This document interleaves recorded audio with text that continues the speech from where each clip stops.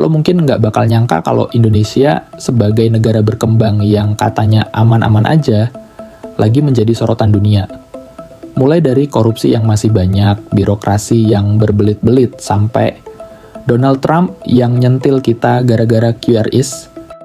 Loh, kenapa kok bisa sampai segitunya? Hari ini gue bakal bahas kenapa Indonesia dilihat dunia. Bukan lagi di mata mahasiswa, tapi dari kacamata global, dan kenapa situasi ini penting banget buat lo pahami sekarang. Kemarin, waktu mahasiswa demo, teriak Indonesia gelap. Orang-orang pada anggapnya lebay. Tapi sekarang lembaga global seperti IMF, World Bank, bahkan tokoh internasional mulai kasih sinyal keras. IMF bilang bahwa ekonomi Indonesia menuju periode ketidakpastian struktural. Investasi asing nahan diri. Bahkan Donald Trump, Presiden terpilih Amerika Serikat, secara terbuka nyindir kebijakan QRIS kita karena dianggap merugikan Visa and Mastercard, dua raksasa fintech Amerika.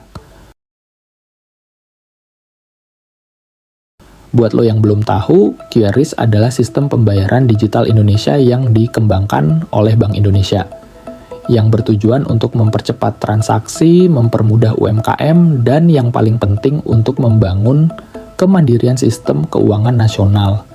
Tapi di mata Trump dan Amerika, ini adalah masalah besar, karena dengan adanya QRIS artinya transaksi digital di Indonesia nggak lagi lewat Visa atau Mastercard, alias mereka kehilangan pasar dan pemasukan dari Indonesia.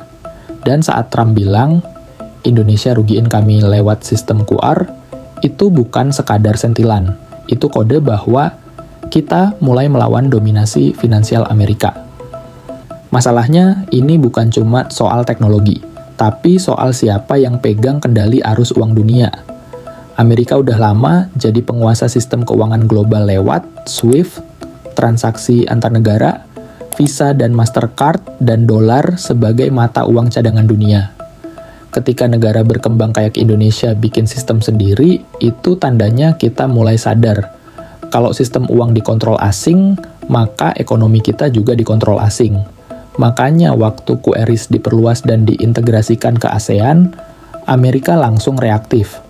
Karena kita mulai keluar dari sistem lama yang mereka kuasai. Lalu muncul wacana dari Prabowo soal penghapusan kebijakan TKDN atau tingkat komponen dalam negeri. Tujuannya sih supaya investor asing masuk lebih gampang, nggak ribet, harus pakai produk lokal. Tapi di sisi lain ini tuh bagaikan pedang bermata dua.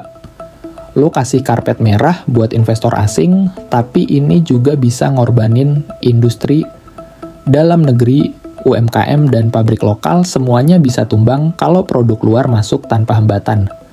Itu sebabnya banyak yang bilang, jangan-jangan Indonesia bukan lagi fokus bangun kemandirian, tapi kembali jadi pasar bagi negara besar. Kalau lo pikir dunia kagum sama Indonesia, coba deh lihat laporan-laporan ini. Transparency International kasih skor korupsi kita tetap buruk. Investor asing ngeluh birokrasi ribet, izin lambat, dan pungli masih jadi budaya. Mereka nggak takut pasar kita.